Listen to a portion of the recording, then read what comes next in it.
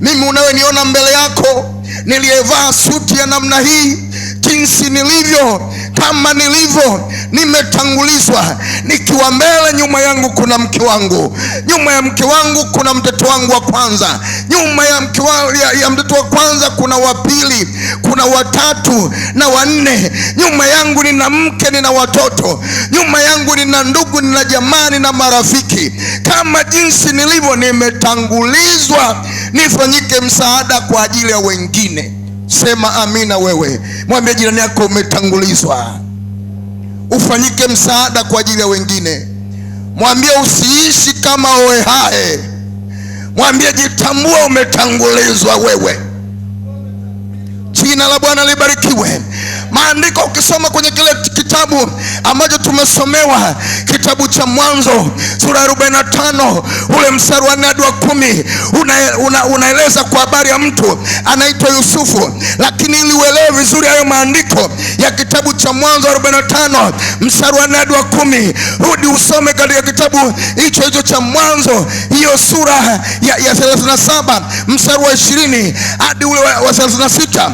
Utaona maandiko yanamwongelea mtu mmoja kwa jina anaitwa Yusufu.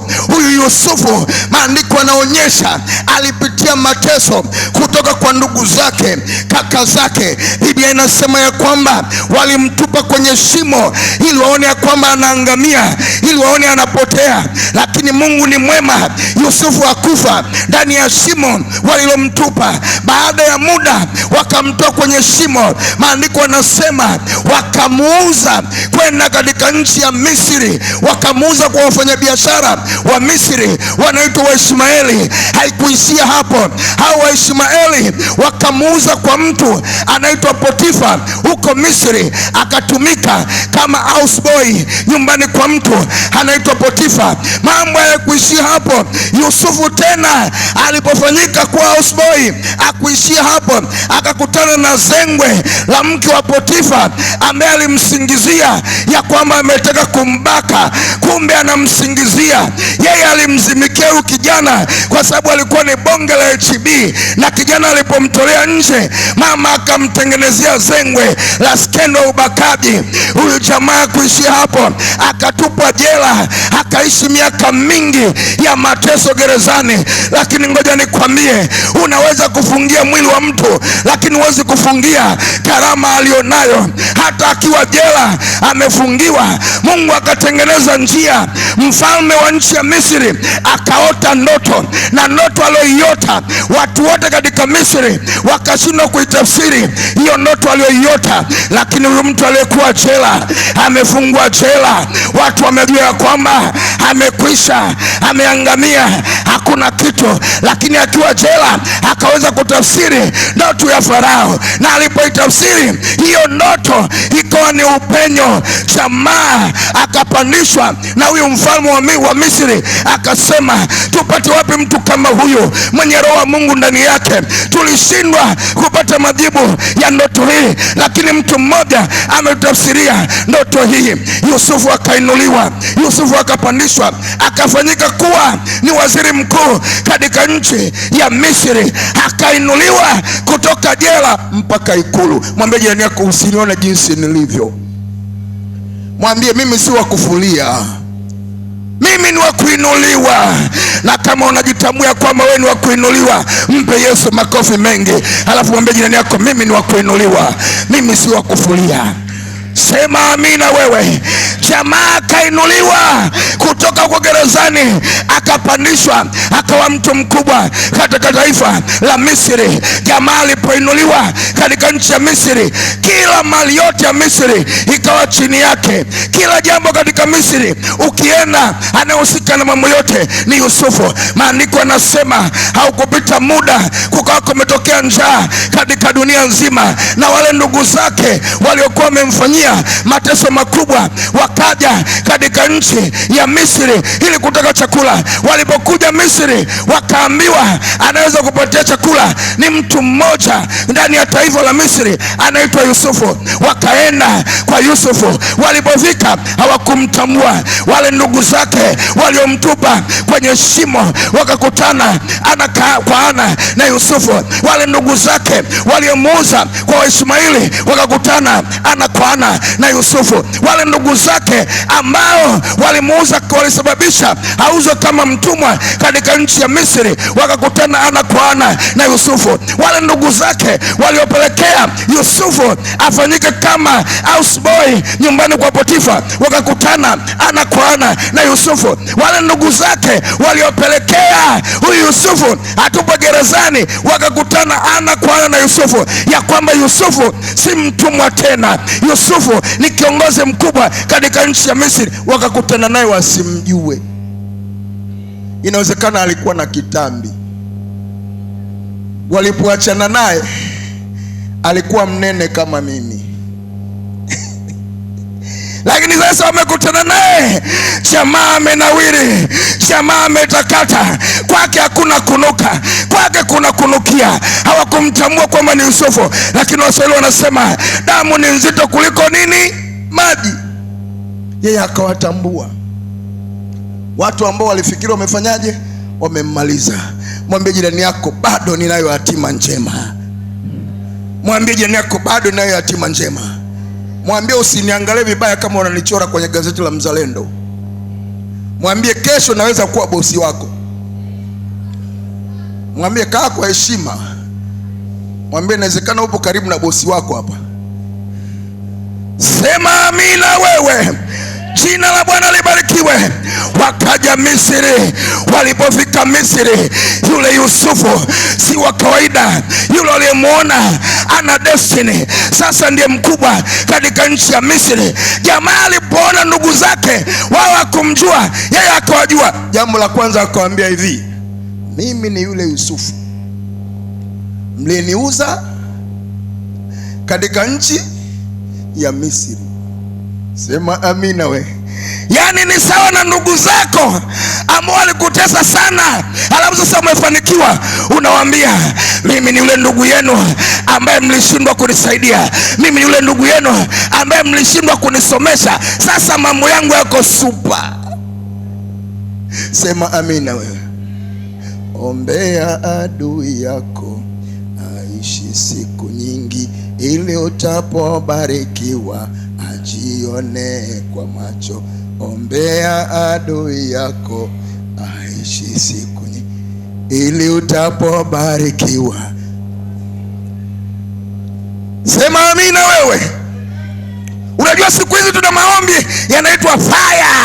Unamkuta mtu kila anayefanya mabaya, fire na kuchoma. Uliyenionea, fire na kunichoma. Wewe uliyenidhulumu, fire na kuchoma. Wewe ulishindwa kunisaidia, fire na kuchoma. Wewe ambao ulininyanyasa ukashindwa kunisomesha, fire na kuchoma. Nataka nikuambie, wakati mwingine usio ni mtu wa kuchoma choma tu. Sema amina wewe. Na kuambia wakati mwingine muombe Mungu awape maadui zako miaka mingi ya kuishi, ili wapate kuona kwa macho mafanikio ya maisha yako. Nami nakuombea kwa Mungu akuandalie meza mbele ya macho yako, ili unapokula mema yako, wabaya wako waliokutesa waone kwa macho. Sema amina wewe. Hatuna haja ya kuchoma choma tu. Wengine tuwaache shetani na majeshi yake tumchome, lakini hao wanaotumiwa na shetani wasife kabla wajaona wewe ukiinuliwa. Sema amina wewe. Wale wanasema wakuolewa ni wewe, wasiondoke mpaka waone umevaa shela. Sema amina wewe. Wanaosema wewe ni wakufanikiwa wasiondoke mpaka waone ukiagiza makontena kutoka China. Wamekasirika. Sema amina wewe. Na mimi ni maombi yangu kwa Mungu, Bwana akukumbuke kama alimkumbuka Yusufu, na wewe akukumbuke kama alimkumbuka Yusufu ambaye alionekana amemalizika, na wewe asikuache akukumbuke. Watu wa Kigamboni watambue kuna somebody hapa Kisota. Sema amina wewe. Jina la Bwana libarikiwe. Jamaa akawaambia, jambo la kwanza akawaambia, mimi ni ndugu yenu Yusufu yule mliyeniuza katika nchi ya nini? Ya Misri. Lakini jambo la pili akawaambia hivi, msihuzunike wala msiudhike kwa ajili ya kuniuza huku. Muulize jirani yako, hivi waliokutesa ukikutana nao unahuzunika na kuudhika? Amesemaje?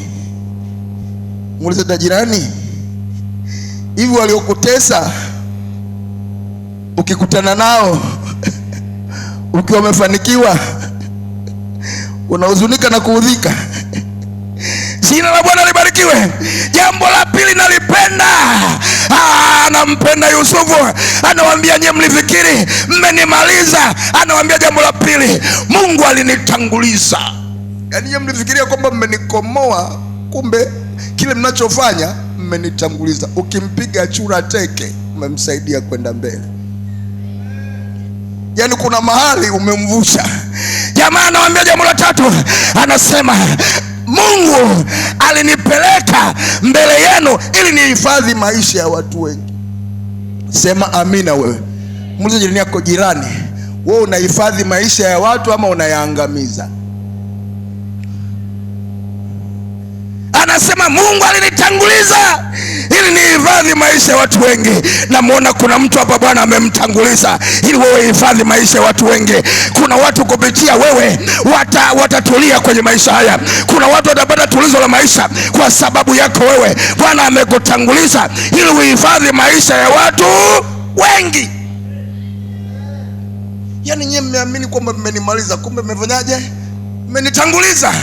Jambo la nne ambalo nalipenda, Yusufu akasema hivi, Mungu alinitanguliza, alinipeleka mbele yenu ili nifanyike baba kwa Farao na kuwa bwana juu ya nyumba yake yote na mtawala katika Misri. Sema amina. Yaani ni sawa nasema, mimi mlinitanguliza ili niwe baba kwa Yoweri Kaguta Museveni. Ama kuna wajumbe hapa msianza kunichukua vibaya. Sema amina wewe. Anasema Mungu alinitanguliza niwe baba juu ya mkuu wa nchi, niwe bwana juu ya nchi yote na mtawala katika nchi. Ngoja nikwambie, kuna watu kwenye maisha haya ambao Mungu amewaweka kwenye dunia hii ili wawe ni mabwana juu ya wakuu wa nchi. Watu ambao katika maisha yao Mungu amewapa heshima mbele za watawala, ya kwamba hakuna jambo linaweza kufanyika pasipo wao. Na mimi nakutamkia kwa Bwana, achilia upako juu yako utakao kuheshimisha kwa watu, utakao kuheshimisha kwa mjumbe wa nyumba 10, utakao kuheshimisha kwa diwani, utakao kuheshimisha kwa mbunge, utakao kuheshimisha kwa mkuu wa wilaya ama kwa mkuu wa mkoa. Na kutamkia hiyo neema iwe juu yako, uwe wa kuheshimiwa na usiwe kudharauliwa katika jina la Yesu aliye hai. Jina la Bwana libarikiwe. Anasema Mungu alinitanguliza. Mwambie jirani yako, umetangulizwa. Mwambie tena, jirani, umetangulizwa. Usijidharau wewe. Jambo la sita la mwisho, akasema Mungu ameniweka. Hiyo naipenda. Anasema Mungu ameniweka kama bwana katika nchi yote ya Misri. Sasa unishukie, usikawie. Inamaanisha, anasema ya kwamba ni sana kusema Bwana ameniweka kuwa bwana katika nchi yote. Basi wewe ndugu yangu, njoo usikawie, uje ule mema nilionayo. Sema amina wewe. Mungu kuna wakati anakuinua wewe ili watu wengine wapate malisho kwako. Mungu kuna wakati anakuinua wewe ili ndugu zako wapate kimbilio. Muulize jirani yako, wewe ni kimbilio kwa ndugu zako ama ni fukuzio? Muulize jirani, wewe ni kimbilio ama fukuzio? Wakitoka Mwanza wanakuja kwako, wakitoka Shinyanga wanakuja kwako, Nashukuru kuna watu wanapunga mikono juu ya kwamba wao ni kimbilio, sio fukuzio. Basi ukijiona hivyo, tambua wewe umetangulizwa. Sema amina wewe. Jina la Bwana libarikiwe. Kuna watu Bwana ametutanguliza kwa ajili ya wengine. Kuna wengine wameingia Bongo City kwa sababu yetu sisi, walikuwa wanaisikia tu kwenye video. Si ndio?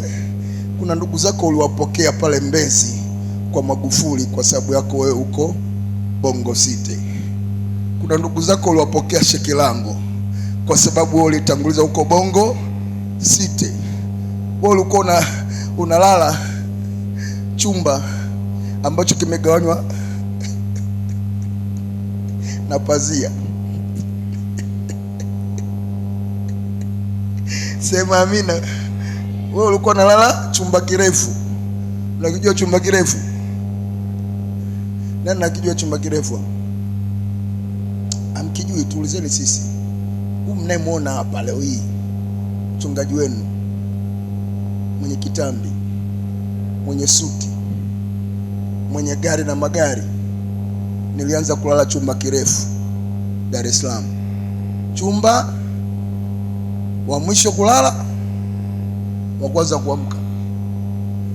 Leo nasubiria watu wameshaangalia TV, afu kuna watu wengine magumegume. Yaani ukiangalia mpaka saa 4 umelala. Kuna mtu anaangalia sinema mpaka saa 8. Wewe ulali, maana sasa unasubiria yeye alale ndio wewe fanyaje? Ndio chumbani kwako hapo. Alafu saa 12 dada amekuja anasema haya toka kwenye makochi, nataka nikungute. Sema amina we. Kwa vyovyote vile tulitangulizwa Bwana, hata kama tulilala kwenye vitanda, kwenye chumba kirefu, wa kwanza wa mwisho kulala, wa kwanza kuamka, tulitangulizwa. Leo wengine wanalala kwenye mavyumba tumewapa na mafeni yamo ndani, kwa sababu kuna wengine tulitangulizwa. Nataka nikwambie usijidharau mtu wa Mungu, wewe umetangulizwa. Kesho yako ni njema. Kesho yako wengine watakuja hapa watakula vizuri, watalala vizuri, kwa sababu yako umetangulizwa. Jina la Bwana libarikiwe. Ndugu zangu wapendwa, ujumbe wangu unasema umetangulizwa. Inamaanisha usiaishi maisha kwa kujidharau, usiaishi maisha kwa kusahau. Wewe umetangulizwa. Umetangulizwa kwa ajili ya wengine wafanyike msaada kwa ajili yako. Nataka niseme mzazi, usijisahau. Wewe umetangulizwa ili watoto wako wakapate kula mema yatokanayo na wewe. Nataka nikwambie ndugu zangu, kuna ndugu jamaa na marafiki wanapitia maisha magumu, ni kwa sababu tu kuna watu hawajitambui ya kwamba wao wametangulizwa ili ndugu zao waweze kula mema yanayotokana na wao. Yusufu alipitia magumu, alitupwa kwenye shimo, alipitia magumu, aliuzwa kama mtumwa, alipitia magumu, akapitia skendo ya kubaka, alipitia magumu, akawekwa gerezani. Lakini katika yote Yusufu anawaambia ndugu zako ya kwamba mimi nilitangulizwa ili nihifadhi maisha yenu. Mimi nilitangulizwa ili nisababisha nyie msive kwa njaa. Anasema mimi nilitangulizwa kwa ajili ya nyie kuweza kupata wokovu ulio mkuu. Sema amina wewe. Mwambie jirani yako, wewe umetangulizwa. Sema amina wewe.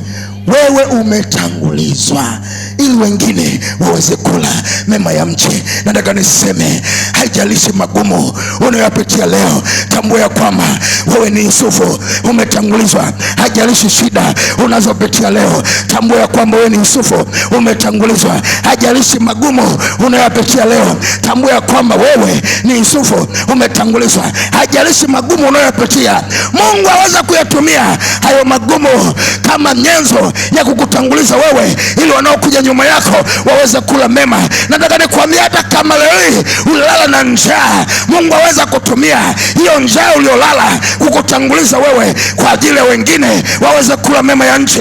Hata kama umepigika hapa ulipitia magumu fulani, inawezekana Mungu anayatumia kama nyenzo ya kukutanguliza ili wengine waweze kula mema kupitia wewe. Sema amina wewe. Sema amina wewe. Kuna watu wanajisahau, na miongoni mwa watu wanaojisahau ni vijana. Upo karibu na kijana hapo? Upo karibu na kijana? Kama karibu na kijana wa kiume, mwambie mwanamume sio ndevu. hata mbuzi anazo. Upo karibu na Timothy, mwambie Timothy, mwanamume sio ndevu, hata mbuzi anazo. Wengine wanazificha mbuzi ndevu zao na vitambaa.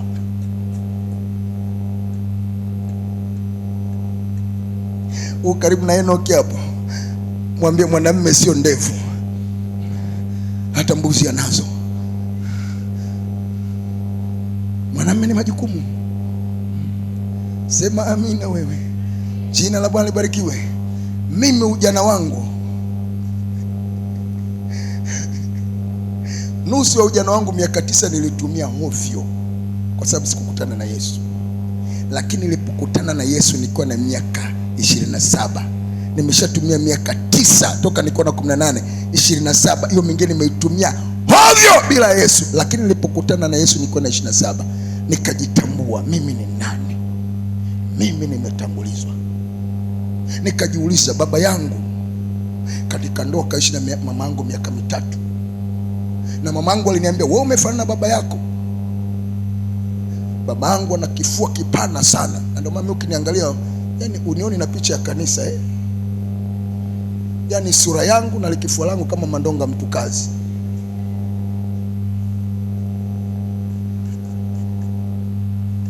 Mama yangu akaniambia, jinsi ulivyo na baba yako vile mtoto wa nyoka ni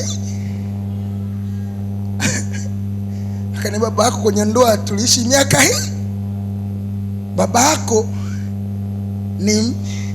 ni mwamba kama wewe. Maana yake mimi nilikuwa hodari wa kutoa kupokea.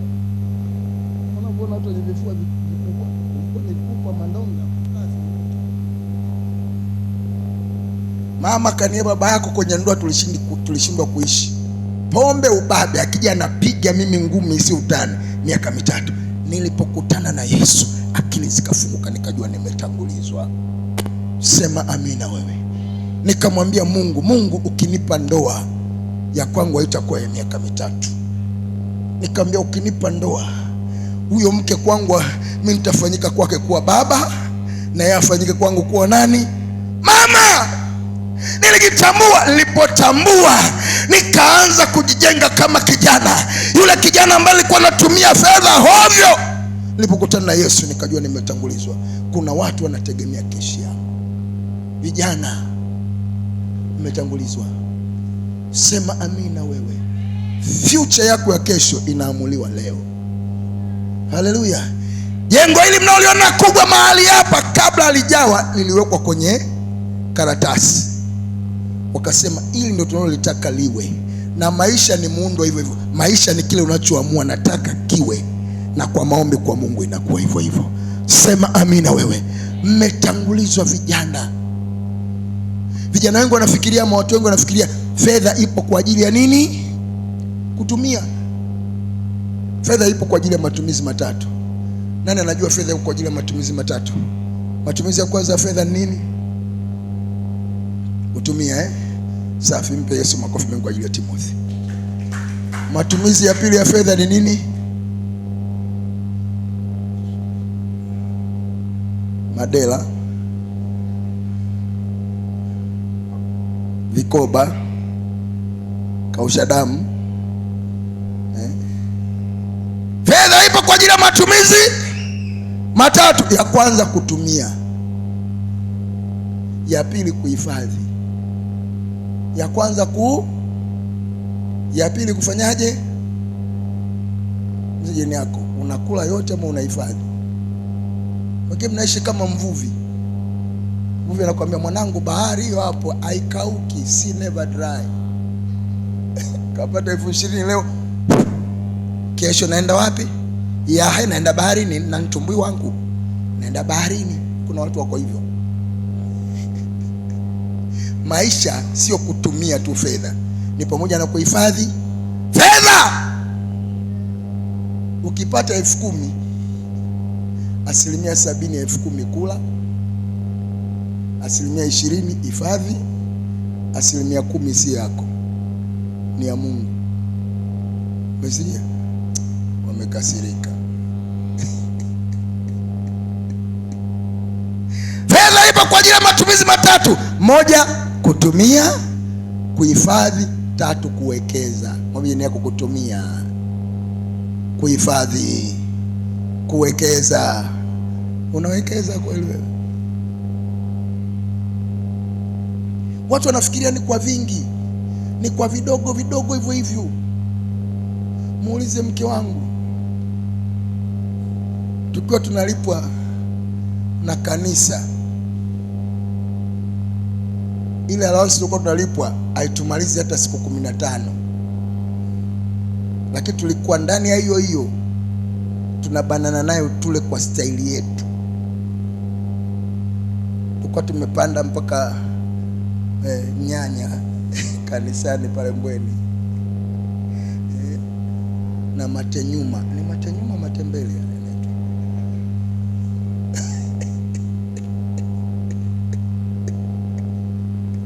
tunakula, tunahifadhi, tunakula. Tukaanza kamradi kwa kufuga kuku. Ilikuwa mwaka 2005 na 6, 2006 tukaanza kufuga kuku. Toka wakati huo mpaka leo tumekuwa tukifuga kuku. Tulikuwa tunahifadhi, mwisho tukawekeza. Sema amina. Usione watu wanaenda kwenye maisha, ukijitambua wewe umetambulizwa. Jina la Bwana libarikiwe. Jina la Bwana libarikiwe. Yusufu akajua ya kwamba, akawaambia watu, hii ndoto uliota Farao ili washinda watu kutafsiri, inasema kuna kuja miaka 7 ya utele, alafu inakuja miaka 7 ya njaa. Kwa hiyo tufanyeje? Miaka 7 ya utele tule na kuhifadhi, ili ikija miaka 7 ya njaa tutakula kile tulicho hifadhi. Mwambie jirani yako, miaka 7 ya njaa inakuja. Ujumbe nimehubiri wiki iliyopita St. Columbus, na nikawaambia watu, jipangeni, miaka 7 ya njaa inakuja. Na ni kweli mama, jana nimeenda Kariakoo, mkungu wa ndizi 16,000. Naliwaambia watu, miaka 7 ya njaa inakuja. Mwenye masikio ya kusikia na asikie. Nimeisema huo unabii wiki iliyopita. Leo itiani wewe ambao ukipata tu unapeleka tupande.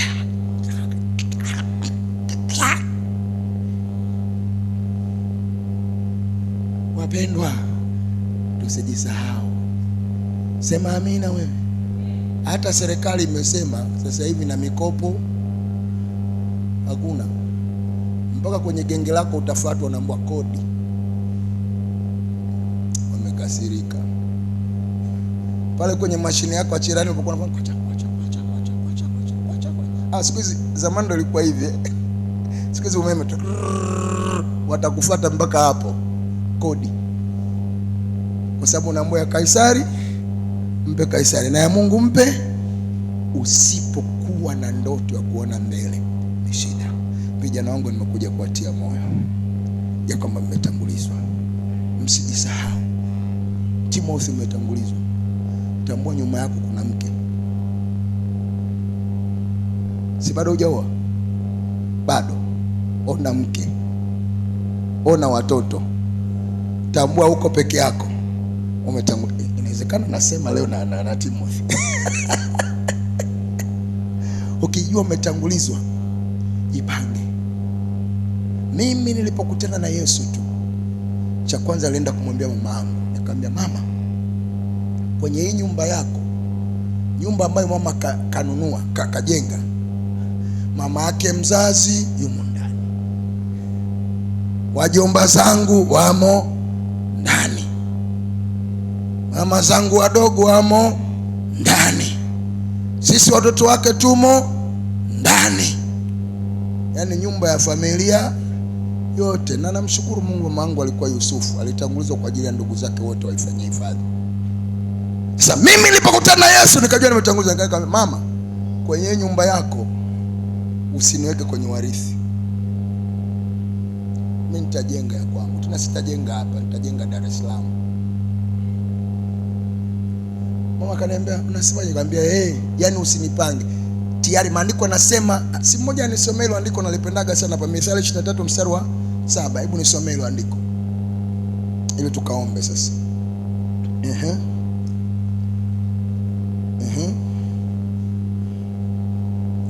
Inasemaje?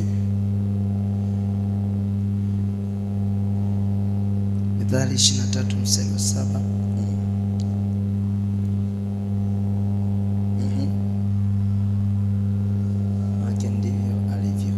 Kwa maana aonavyo nafsini mwake ndivyo alivyo. Kwa maana aonavyo nafsini mwake ndivyo alivyo. Nilipoanza kuona ikawa hivyo. Vijana mwanze kuona. Anza kuona kwamba wewe una majukumu yanayokuhitaji kwenye maisha. Jina la Bwana libarikiwe. Huwa nawaambiaga watu, inawezekana wewe ulitembea kwa miguu kwenda shule ili watoto wako wapande school bus.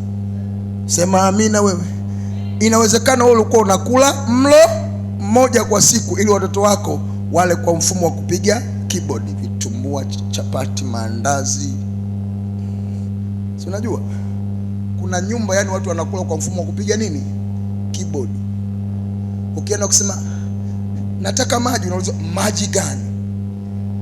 Kilimanjaro pure drinking water, Dasan, Afya, Uhai, GSM. Yani sio kule kwa tusi hapo ambako maji ukisema Dawasa unaenda tu kudibuliwa. Ukisema sitaki maji nataka chai, unauza chai gani? Sasa maziwa, unauza maziwa gani? Umezoea ya ng'ombe hapa Kisota ambaye anatiwa maji. Maji gani? Maziwa gani? Cowbell, lactogen, nido. Malizi mbona mtakosema? Si hapo ya majimbani mwenu. Ukisema kahawa, unaweza kahawa gani? Cappuccino, espresso, americano, Africafi.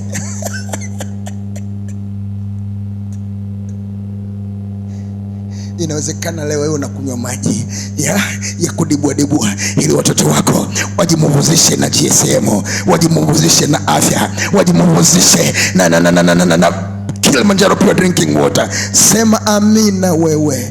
Inawezekana wewe ukufanyiwa sherehe ya ubarikio, ya ubatizo, ya kipaimara manula,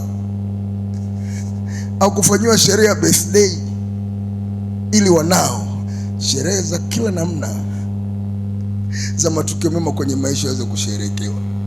Mimi naangaliaga wanangu eti, Daddy, you know today is my birthday. Namwambia wewe ungejua mimi hata nilikuwa sijui birthday maana yake ni nini. Lakini leo hii mnakula birthday kwa sababu ile jamaa ambayo limetangulizwa ili nyie leo msherekee matukio mazuri kwenye maisha. Sema amina wewe. Wewe ukijijua wanaokuja nyuma yako hawatasumbuka.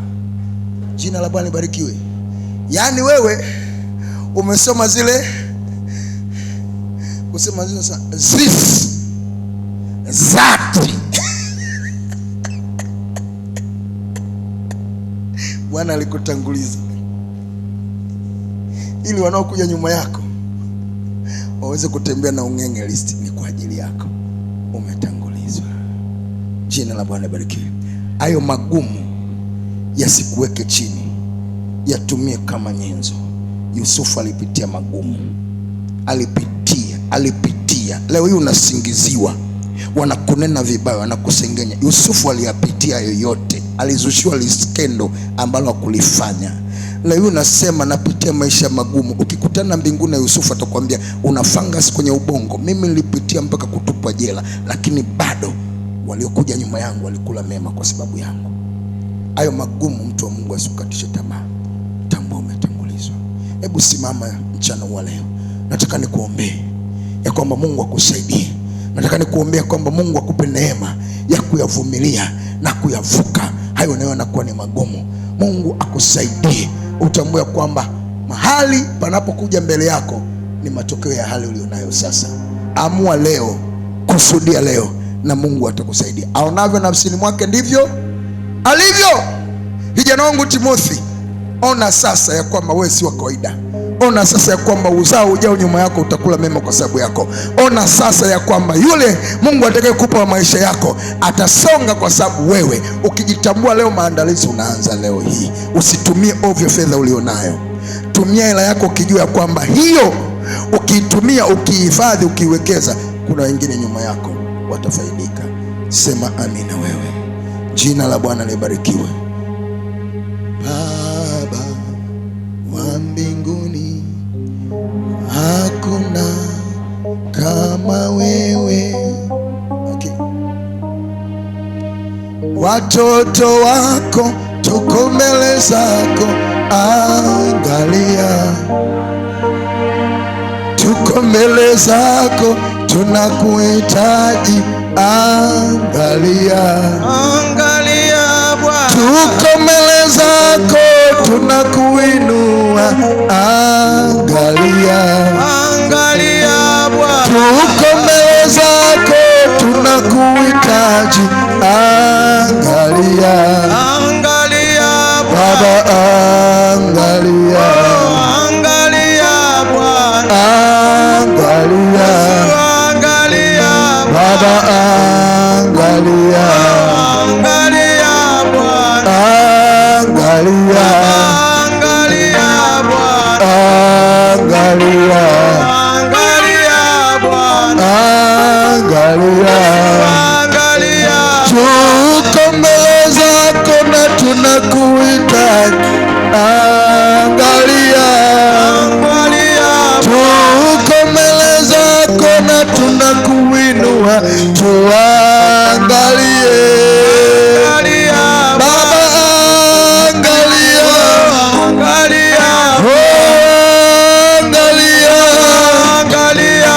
Baba, angalia. Angalia. Angalia. Angalia Baba, angalia. Angalia Bwana. Angalia Bwana. Weka mikono yako miwili kichwani. Weka mikono yako miwili kichwani.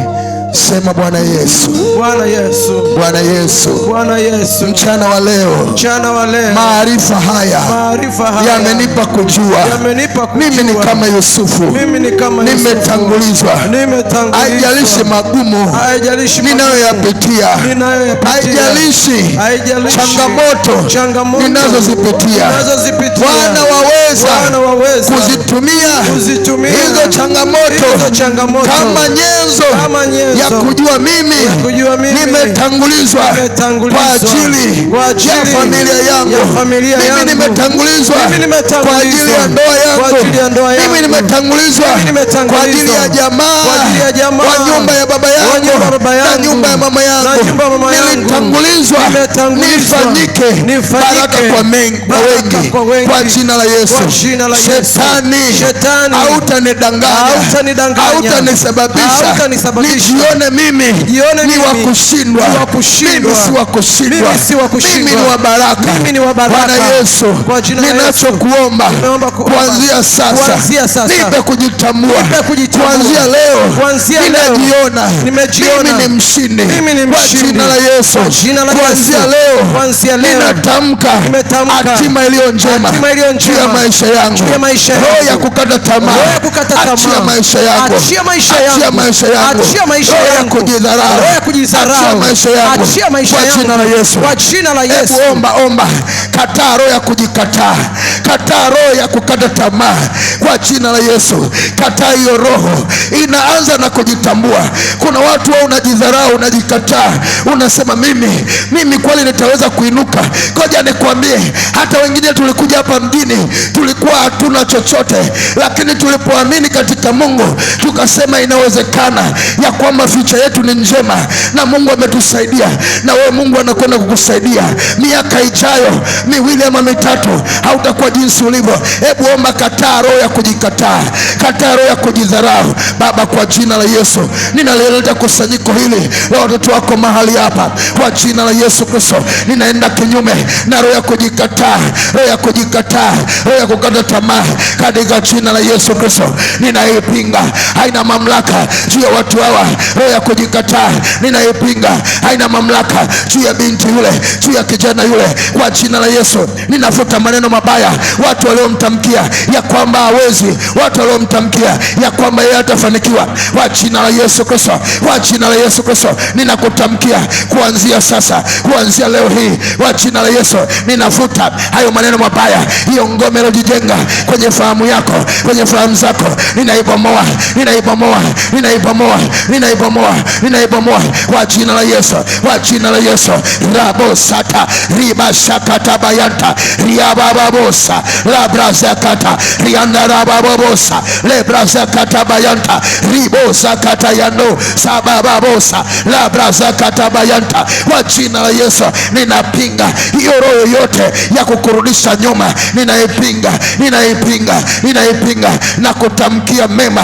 Usikate tamaa, usikate tamaa. Wewe ni kama Yusufu, umetangulizwa, umetangulizwa. Hayo magumu yasikurudishe nyuma. Hayo magumu ni nyenzo ya maisha mazuri ya sasa, na wajao nyuma yako waweze kula mema kupitia wewe. Kwa jina la Yesu, kwa jina la Yesu, kwa jina la Yesu, kwa jina la Yesu, kwa jina la Yesu, kwa jina la Yesu. Bwana anayewainua watu na wewe akuinue.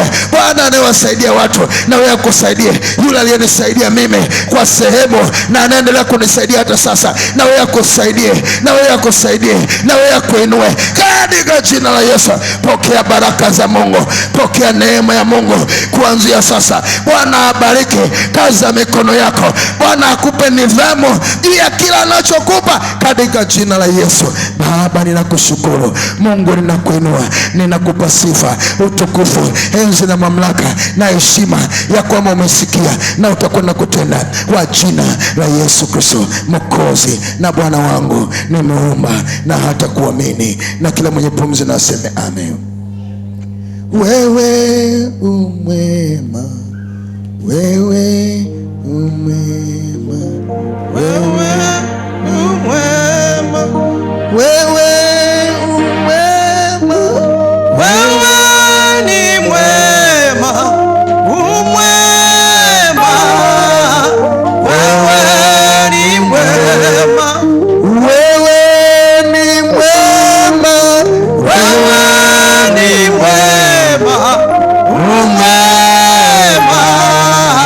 Wewe ni mwema, wewe ni mwema, wewe ni mwema, umwema.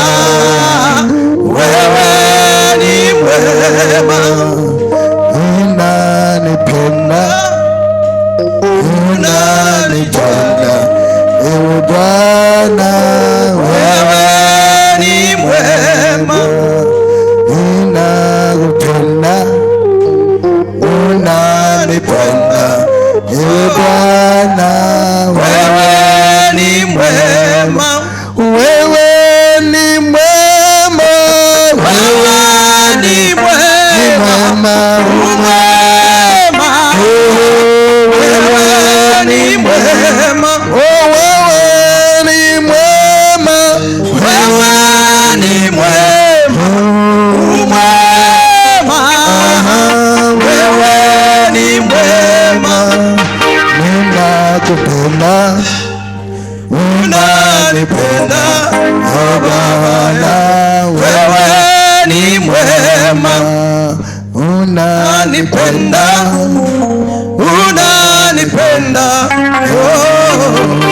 wewe ni mwema. Pe makofi Bwana Yesu, haleluya. Naomba uketi. Jina la Bwana libarikiwe, haleluya. Pe Yesu makofi mengi, haleluya. Mungu amekuokoa uhifadhi maisha ya watu. Mungu amekuokoa, amekutanguliza. Mungu amekuokoa, amekutanguliza, watu wako nyuma yako wanasema huyu jamani nini? alikuwa anaitwa nani zamani?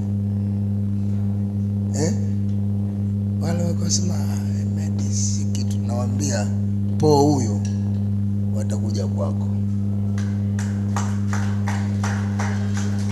watakula kwa sababu kuna po. Jina la Bwana libarikiwe. Inaanza na kujua po ni nani. Haleluya. Usipokuwa na nidhamu na 100, usipokuwa na nidhamu na 100, uwezi ukawa na nidhamu na 1000, si ndio? Wengine mkipata 100 si mnatupa hapa. Mbona mjua yule tajiri hapa Tanzania anaitwa ni Baharesa, ni Azamu, yule anauza mandazi. Ni Baharesa, ni bilionea lakini anafanya biashara za 100 mandazi. Mpaka chapati, ice cream. Mama dukani pale unauzaga ice cream zake, unauza shilingi ngapi ile? 100. Tajiri lakini anaheshimu 100. Usipokuwa na nidhamu na 100 huwezi kutajirika. Sema amina. Heshimu 100. Kwa siku hata ukihifadhi 100 sio mbaya. Sema amina wewe. Uwe na nidhamu. Watu waliofanikiwa wana nidhamu. Sema amina wewe. Hivi huko nikijaga hapa Kigamboni utajua Mchungaji Msamila asipovaa suti ya pinki atavaa ile ya blue. Zinajulikana. Lakini leo na walokole fulani yani akishaunga tu kama po anaanza kufikiria, mwanangu, ulokole ni kupiga suti ya $1.5 milioni. Anaunga ni kila mwezi mmoja ana suti zaidi, mwaka mmoja ana suti 20, alafu muulize kwenye account una shilingi ngapi? Ana hata ndururu. Nidhamu. Sema amina wewe. Nikija nyumbani kwenu kuwatembelea, usiseme ngoja sasa nikachukua na boksi kubwa la juisi. Wewe nisikuache na madeni, ukija weka maji nitakunywa. Sema amina wewe. Walokole wengi mko hivyo, mkija kutembelewa tu na marafiki nyumbani. Bwana Enoki, nikija kwako usihangaike, ukiweka maji na kunywa, nisikuache kwenye madeni. Mungu wa mbinguni awabariki.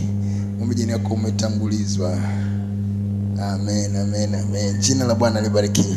Basi majina na wakati huu ni muombe mzee wetu Mzee Tawi aweze pamoja na mtumishi watuandalie meza ya Bwana. Sasa tuweze kuingia katika ibada ya meza ya Bwana. Haleluya.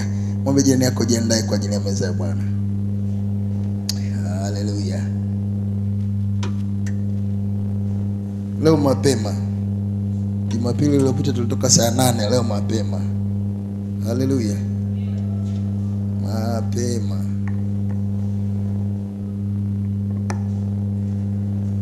Ibada wa Presbyterian wanataka saa 6:30, saa 7 iwe imeenda. Ibada ya Kigamboni nasema mpaka baadaye.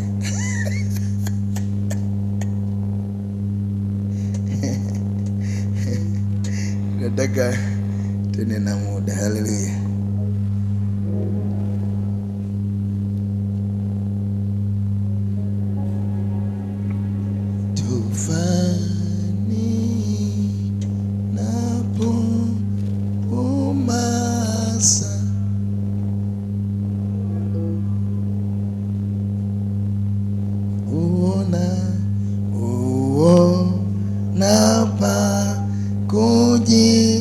Kujificha mkononi mwake, unificha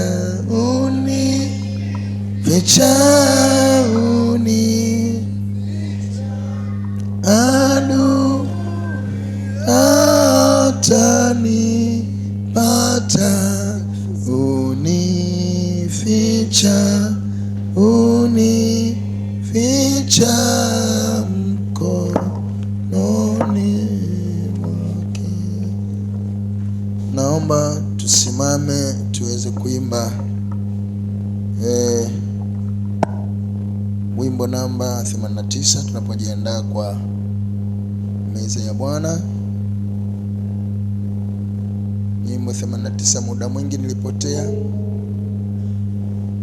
Muda mwingi nilipotea, siku amo msalaba, wala aliyeniokoa kwa Kalvari.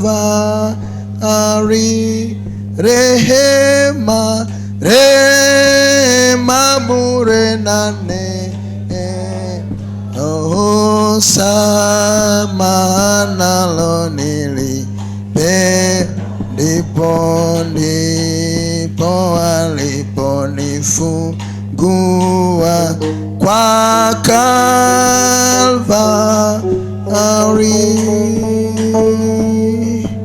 Kwa neno lake Bwana Mungu nilijiona mimi mwovu, nikageuka na kutubu kwa Kalvari. Rehema, rehema bure na samahana lo nilipe, ndipo aliponifungua kwa Kalvari. Baba, tunakushukuru tunapokwenda kushiriki mwili na damu yako Yesu Kristo Mwokozi. Uwe pamoja nasi, na maandiko yanasema ukamshinda kwa damu mwanakondoo na kwa neno la ushuhuda wao. Baba, kupitia damu yako Kristo tupe ushindi katika kila eneo la maisha yetu, ili tukupende na kukuishia wewe uliye mwanzilishi na mkamilishaji wa imani yetu. Tunaposhiriki tendo hili la kipekee, uwe pamoja nasi kwa Yesu Kristo Bwana, amen. Naamini kila mmoja wetu yuko na mwongozo wetu wa ibada.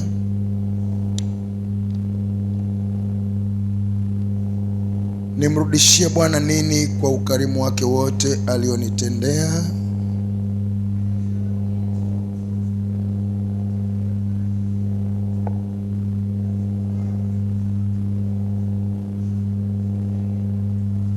Okay, basi turudie tena kwa upya. Naona sasa tumeweka vizuri makao yetu. Nimrudishie Bwana nini kwa ukarimu wake wote alionitendea?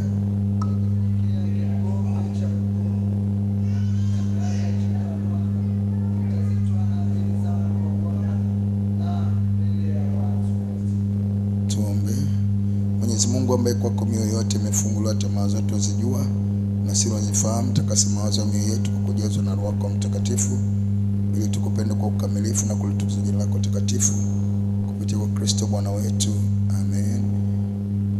Mungu akanena maneno hayo akisema, mimi ni Bwana Mungu wako, usio na miungu mingine ila mimi. Kanisa, usijifanyie sanamu ya kuchonga. Kanisa, bure jina la Bwana Mungu wako. Kanisa, waheshimu baba yako na mama yako. Kanisa, usiue. Kanisa, usizini. Kanisa, usiibe. Kanisa, usimshuhudie jirani yako uongo. Kanisa, usitamani chochote alichonacho jirani yako. Kanisa, Bwana awe nanyi. Inueni mioyo yenu kwa Bwana, tumshukuru Bwana Mungu wetu. Kweli ni haki yetu na wajibu wetu kukushukuru wewe Mungu wetu. Tumsifu Mungu kwa utakatifu wake. Mtakatifu, mtakatifu, mtakatifu, Bwana Mungu wa majeshi, mbingu na dunia zimejaa utukufu wako. Utukufu wako ee Bwana uliye juu. Amen. Naomba tuketi. Kama vile Bwana wetu Yesu Kristo usiku ule aliotolewa alitoa mkate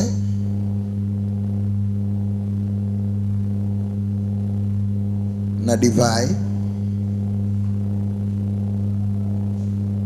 nami nachukua vitu hivi, mkate na divai, na kuviweka wakfu hivi vyote kwa matumizi matakatifu na siri.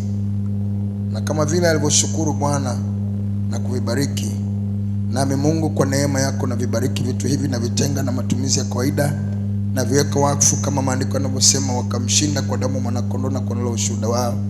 Damu yako Kristo tunakwenda kushiriki itupe ushindi katika kila eneo la maisha yetu. Maandiko yanasema baba zenu walikula mana nyikani wakafa, lakini chakula hiki tokacho juu huleta uzima.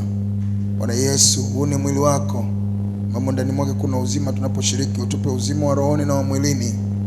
Nami kwa mamlaka ulionipa ndani yako Kristo na ndani ya kanisa, nimeviweka vitu hivi wakfu, vifae kwa tendo hili takatifu la meza ya Bwana, kwa jina la Yesu Kristo Mwokozi. Amen. Jina la Bwana libarikiwe. Damu ya Yesu inanena mema, inanena mema. Watu wamechoka. Damu ya Yesu inanena mema, inanena mema. Damu ya Yesu inanena mema, inanena mema, inanena mema, inanena mema, inanena. Damu inanena mema, inanena mema, inanena mema.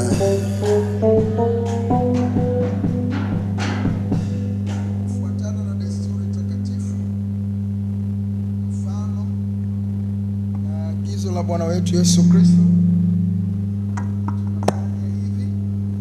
ambapo siku ile aliposalitiwa alitoa mkate, akisha kushukuru akaumega, akisema, undo mwili wangu ulio kwa ajili yenu, fanyeni hivi kila mlapo kwa ukumbusho wangu. Amen. Na vivi hivi baada ya kula akashukuru, akakitoa kikombe, akisema, kikombe hiki ni agano jipya katika damu yangu, fanyeni hivi kila mnywapo kwa ukumbusho wangu. Amen.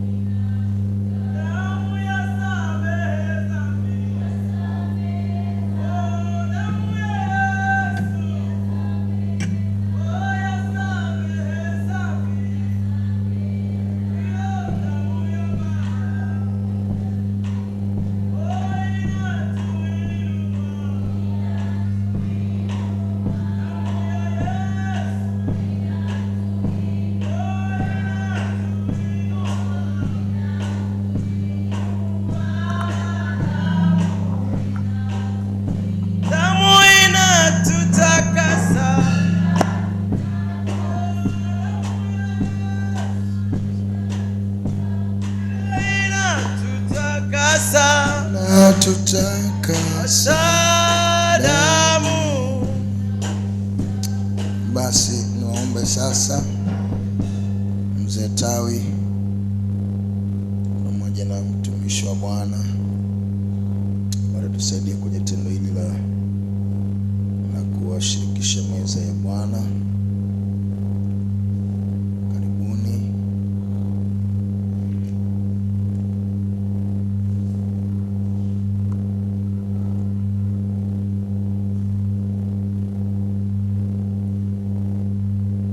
Basi wakati huo tunaimba ule wimbo namba 87, deni yangu ya dhambi.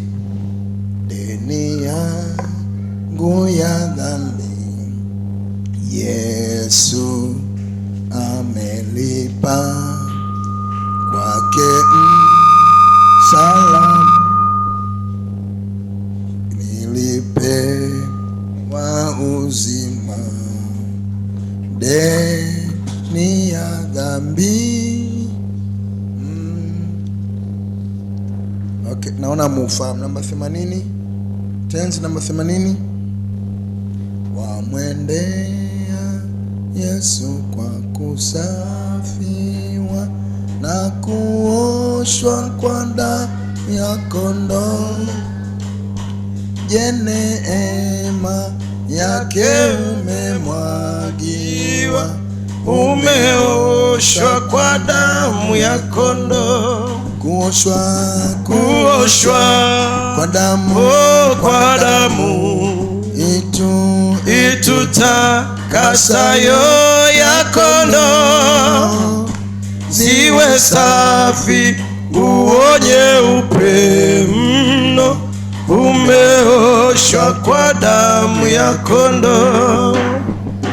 Wamwandama daima mkombozi na kuoshwa kwa damu ya kondoo yako, kwa msulubi wa makazi. Umeoshwa kwa damu ya kondoo. Kuoshwa kwa damu iyo itutakasayo ya kondoo, ziwe safi nguo nyeupe mno. Umeoshwa kwa damu ya kondoo. Atakapo kuja bwana harusi, uwe safi kwa damu ya kondoo. Yafae kwenda mbinguni mavazi, yafuliwe kwa damu ya kondoo. Kuoshwa kwa damu iyo itutakasayo ya kondoo, ziwe safi nguo nyeupe mno. Umeoshwa kwa damu ya kondoo.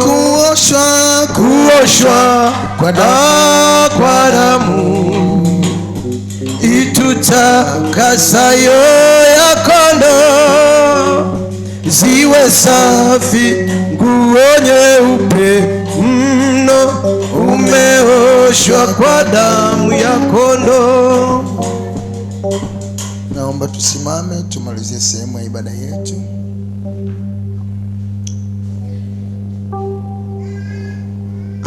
Mwana kondoo wa Mungu uchukue dhambi ya ulimwengu, kanisa utuhurumie. Mwana kondoo wa Mungu uchukue dhambi ya ulimwengu, utuhurumie. Mwana kondoo wa Mungu uchukue dhambi ya ulimwengu. Mungu tupe amani yako. Bwana wetu Yesu Kristo anasema, kama vile Baba alivyonituma nami vivyo hivyo na watuma. Enendeni kwa amani, Bwana awe nanyi. Bwana awe na roho yako pia. Enendeni kwa amani. Amani ya Bwana ipitayo akili zote iwahifadhi mioyo yenu katika kumjua na kumpenda Mungu wetu. Amina. Amina. Amina. Nisaidie kumwambia jirani yako, damu ya Yesu inene mema kwako. Damu ya Yesu inene mema kwako. Damu ya Yesu inene mema kwako. Piga Yesu makofi mengi. Haleluya. Basi Ni muda mzuri sasa tukamtolee Mungu wetu, zikiwa zimebaki dakika 2 tufike mwisho wa ibada yetu ya siku ya leo. Tukamtolee Bwana. Haleluya Bwana, oh haleluya, usifiwe Bwana. Bwana, nimerudi tena Yesu, nakushukuru, wengine sijui.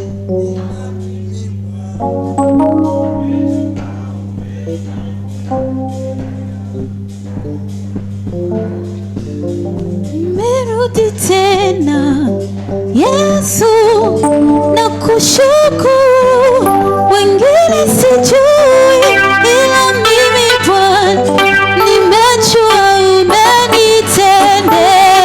Bwana, Bwana, Yesu, Yesu, nakushukuru, wengine sijui, ila hili Bwana nimejua umenitendea. Bwana, Bwana, nimerudi tena Yesu, nakushukuru, wengine sijui, ila hili Bwana nimejua umenitendea. umenijibu moja, umenitendea. Nimerudi japo mengine bado, ila natambua thamani ya hili moja ulilolitenda. Wengine kanda mimi sijui, ila natajua kwangu umetenda. Wengine sijui, ila hili Bwana nimejua umenitendea. Bwana, Bwana, nimerudi tena Yesu, nakushukuru, wengine sijui, ila hili Bwana nimejua umenitendea.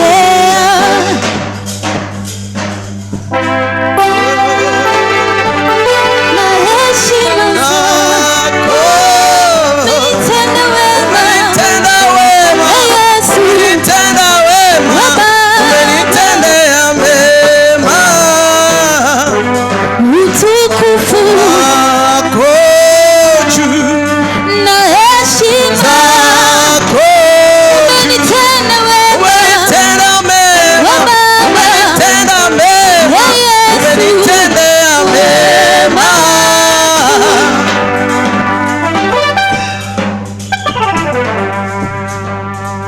Amen. Asante. Basi niombe shemasi mmoja aje mshukuru Mungu kwa ajili ya sadaka zetu. Shemasi.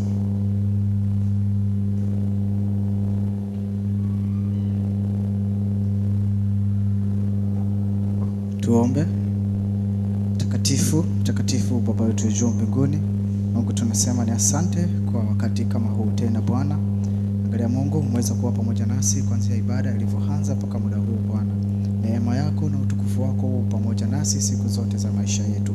Bwana, angalia hapa mbele, kuna hivi wanao walivyokutolea, wamenyoosha mikono yako kuweza kujaza kikapu hichi Bwana. Basi Roho wako Mtakatifu, mwalimu kiongozi, akapate kuzibariki sadaka hizi zikapate kutenda kazi ya kanisa lako Bwana. Hata kwa wale wengine wasioweza kutoa Bwana, ukawazidishie, na siku nyingine pia waje mbele zako waweze kutoa shukrani, yaweze kutoa sadaka Bwana. Tunakuomba na kuamini ukazibariki hizi, ukazitakase katika damu yako, katika jina la Yesu Kristo tukiomba na kuamini. Amen.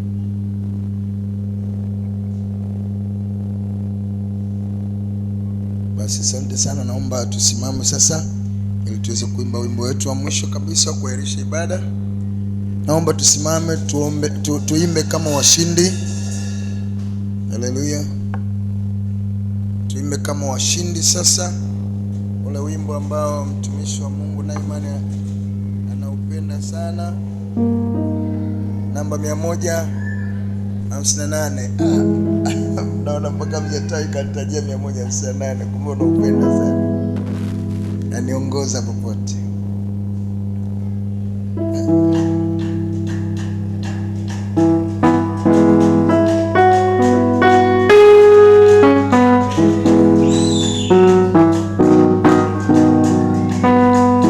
Aniongoza popote, ni mwandame siku zote, kwa ajili yangu mimi aliuawa Kalvari. Nitaongozwa na Bwana usiku kucha na mchana. Yesu rafiki wa heri, ninakumbuka Kalvari. Nitaongozwa na Bwana usiku kucha na mchana. Yesu rafiki wa heri, ninakumbuka Kalvari. Lanitosha neno lake, nishikwe na mkono wake. Mapenzi yake ni heri, yalitimizwa Kalvari. Nitaongozwa na Bwana usiku kucha na mchana. Yesu rafiki wa heri, ninakumbuka Kalvari. Nitaongozwa na Bwana usiku kucha na mchana. Yesu rafiki wa heri, ninakumbuka Kalvari. Nitaendelea mbele pamoja naye milele. Pendo lake ni hiari, Bwana Yesu wa Kalvari. Nitaongozwa na Bwana usiku kucha na mchana. Yesu rafiki wa heri, ninakumbuka Kalvari. Nitaongozwa na Bwana usiku kucha na mchana. Yesu rafiki wa heri, ninakumbuka Kalvari. Yesu rafiki wa heri, ninakumbuka Kalvari. Yesu rafiki wa heri, ninakumbuka Kalvari. Baba, nalibariki kusanyiko hili lote la watu wako. Naziomba hizo baraka Bwana ambazo tumezidai na kuzitamka kwenye hekalo hili zikapate kuwa. Baba, hao watu umewatanguliza ili wafanyike baraka kwa ajili ya watu wengi. Naomba neno hili la kinabii likapate kutimia kwao, ya kwamba watu hao wabariki ili wakapate kuwa baraka kwa maisha ya watu wengi, wakapate kuwa baraka kwenye familia zao, kwa wake ama waume zao, kwa watoto wao, kwa ndugu jamaa na marafiki zao. Waitwe heri na baraka siku zote za maisha yao. Usiwaache wala usiwapungukie, bali mkono wako wa baraka uwe na wao siku zote za maisha yao, tangu sasa na hata milele. Amen. Bwana Mungu akubariki na akulinde. Bwana Mungu akuangazie nuru yake na kufadhili. Bwana Mungu akuinulie uso wake na akupe amani yake. Katika jina lake Mungu Baba na Mwana Roho Mtakatifu. Amen. Tuketi tuombe sala kimya.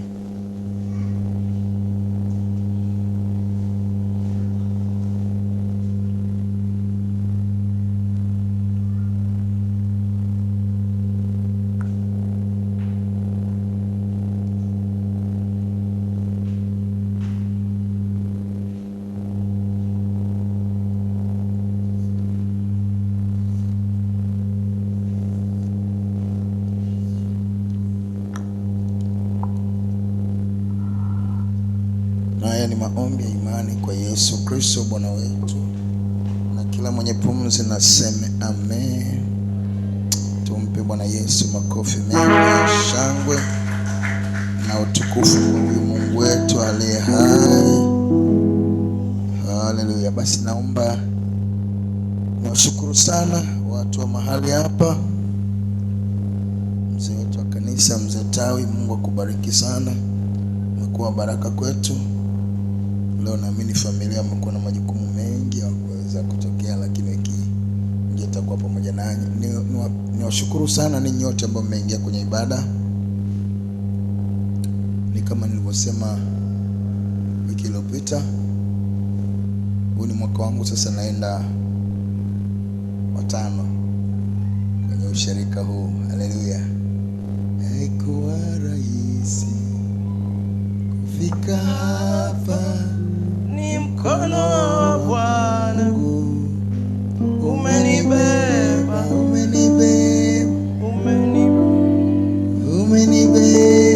umenibeba. Ni mkono wa Bwana umenibeba. Unajua, ukifanya kazi kwenye ushirika mkubwa ambapo unaongoza watu wengi kutoka makabila tofauti, mataifa tofauti, inahitaji mkono wa Bwana ukubebe. Haleluya. Na mimi nakumbuka mwaka 2022 wakati tunakuja, tulimwomba sana na mke wangu, tukasema Mungu, tunaomba utubebe. Tumefanya kazi maeneo mengi, lakini hatufanye kazi kwa kukariri, na huku tunakoingia sasa utubebe. Haleluya. Utusaidie. Na tukamwambia kuna wakati tulikuja tukakaa mwaka 1.5 tukaondoka, lakini safari hii tukija tutakaa zaidi ya hiyo. Haleluya.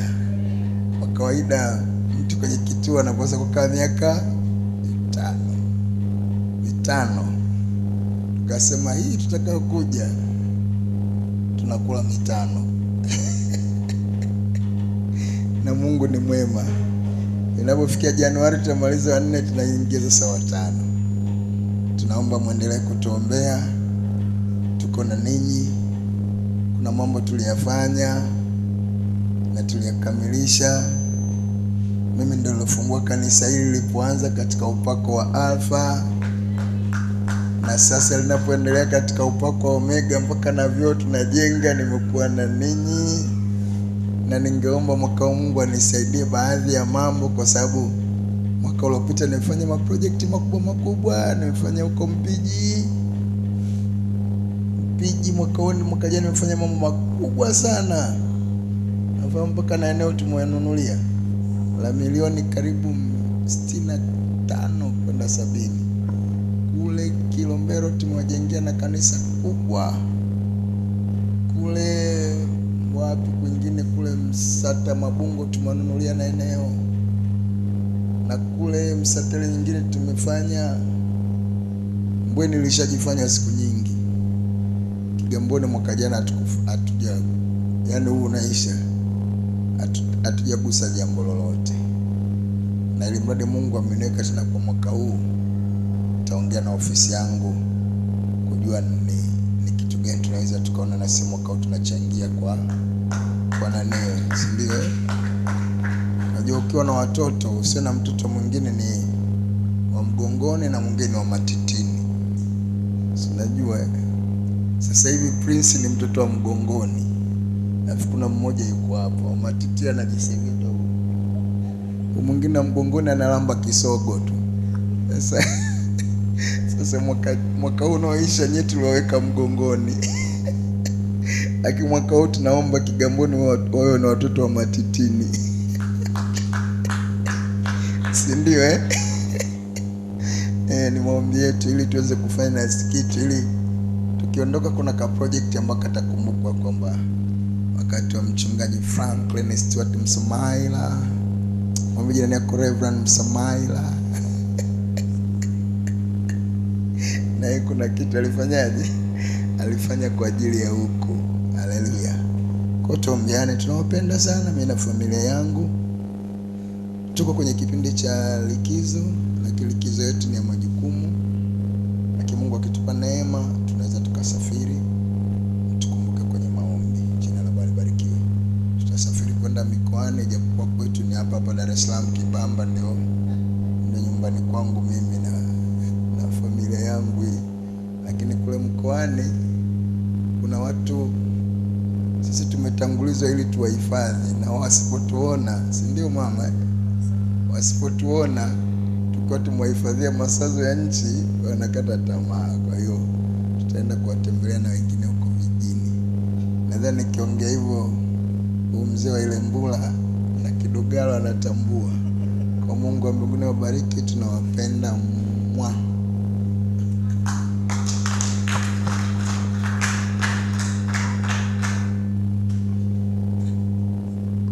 Amina. Basi tunapomaliza ibada, ninaomba vijana tutakutana pale kidogo, afu na watoto, tafadhali watoto msiondoke, ili tujue ratiba ya Jumapili ijayo tunajipangaje. Watoto kwa dakika chache tutakuwa tu, askofu tutaenda kwa ajili ya mtu mmoja kwa ajili ya ubatizo, tukimaliza ndipo waweze kuondoka. Bwana asifiwe. Amen. Basi naomba tusimame, tunasalimiana na askofu wetu wa hapa. Hebu njoo mpe mkono na uchukue upako. Haleluya. Uje mpatie mkono upate upako hapa, afu tunaunga tu foleni hapo ili mama, karibu tuweze. Yale umenitendea Bwana siwezi kusahau, kwa kuwa yote kwangu ni ushuhuda. Yale umenitendea Bwana siwezi kusahau, kwa kuwa yote Bwana ni ushuhuda. Oh, yale umetutendea Bwana siwezi kusahau, kwa kuwa yote kwangu ni ushuhuda. Yale umenitendea Bwana siwezi kusahau, kwa kuwa yote kwangu ni ushuhuda. Oh, yale umenitendea Bwana siwezi kusahau, kwa kuwa yote kwangu ni ushuhuda. Yale umenitendea Bwana siwezi kusahau, kwa kuwa yote kwangu ni ushuhuda. Oh, yale umenitendea Bwana siwezi kusahau, kwa kuwa yote kwangu ni ushuhuda. Yale umenitendea Bwana oh, siwezi kusahau, kwa kuwa yote kwangu ni ushuhuda. Umetulinda, umetuvusha, tumeuona wema wako, siwezi kuyasahau, kwangu ni ushuhuda. Yale umenitendea siwezi kusahau, kwa kuwa yote kwangu ni ushuhuda. Oh, yale umetutendea Kigamboni hatuwezi kusahau, kwa kuwa yote kwetu ni ushuhuda. Yale umenitendea Bwana siwezi kusahau, kwa kuwa yote kwangu ni ushuhuda. Oh, baraka ulizotupa Baba yangu hatuwezi elezea, kusahau, kwa kuwa yote kwetu ni ushuhuda. Kusahau, kwa kuwa yote kwangu ni ushuhuda. Umetupa neema mengi Baba, hatuna ya kueleza, kusahau, kwa kuwa yote kwangu ni ushuhuda. Siwezi kusahau, kwa kuwa yote kwangu ni ushuhuda. Watoto umetupa, umetupa, hatuwezi kuyasahau Baba, ni ushuhuda. Siwezi kusahau, kwa kuwa yote kwangu ni ushuhuda. Kigamboni na kuadadio hatuwezi elezea, kusahau, kwa kuwa hayo yote Baba ni ushuhuda. Siwezi kusahau, kwa kuwa yote kwangu ni ushuhuda. Hata na vyao tunavijenga vya kisasa dadio, hatuwezi kuyasahau matendo makuu ya Mungu.